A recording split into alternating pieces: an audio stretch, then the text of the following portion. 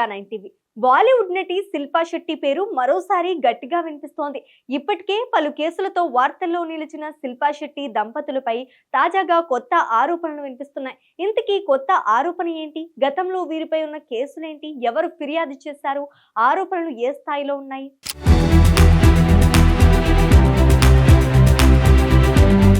ముంబైకి చెందిన వ్యాపారవేత్త దీపక్ కొఠారి ఫిర్యాదు మేరకు నటి శిల్పా శెట్టి మరియు ఆమె భర్త రాజ్ కుంద్రాపై మోసం ఆరోపణలతో కేసు నమోదైంది. కొన్ని నెలల క్రితమే ఈ కేసు జుహూ పోలీస్ స్టేషన్ లో నమోదు కాగా తర్వాత దాన్ని ఆర్థిక నేరాల విభాగానికి బదిలీ చేశారు. అప్పటి నుంచి విచారణ కొనసాగుతూనే ఉంది.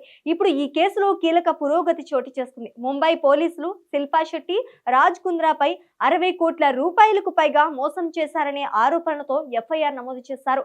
ఇండియన్ పీనల్ కోడ్ సెక్షన్ 420 కింద కేసు పెట్టారు.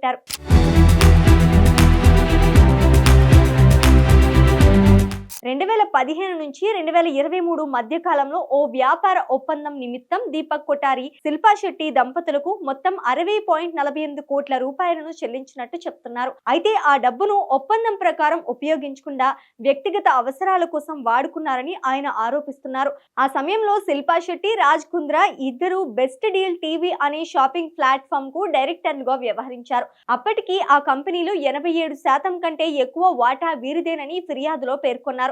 ఒకవైపు 60 కోట్ల రూపాయలు మోసం కేసు, మరోవైపు రెస్టారెంట్ నిబంధనల ఉల్లంఘన కేసు తాజాగా తెరపైకి వచ్చింది. బెంగళూరులోని బాస్టియన్ పబ్ లో ఐటీ అధికారులు సోదాలు నిర్వహించారు.